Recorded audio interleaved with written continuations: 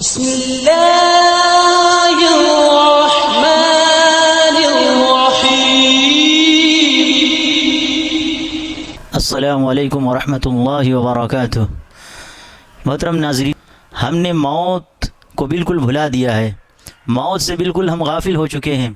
آئے دن بیسیوں واقعات موت کے بارے میں سنتے ہیں کہ فلاں جگہ پر فلاں شخص کی موت ہو چکی ہے۔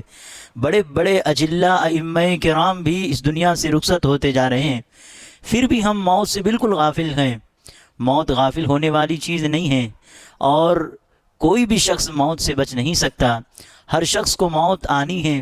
اللہ رب العالمین نے اپنے کلام پاک کے اندر سورہ آل عمران کی آیت نمبر 185 کے اندر فرمایا، کل نفس ذائقۃ الموت، کہ ہر نفس کو موت کا مزہ چکھنا ہے۔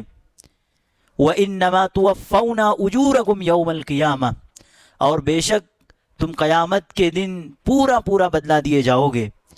فَمَنْ زُحْزِحَ عَنِ النَّارِ وَأُدْخِلَ الْجَنَّةَ فَقَدْ فَازَ، تو جو شخص جہنم سے بچا دیا جائے اور جنت میں داخل کر دیا جائے تو یہی اصل کامیاب ہے۔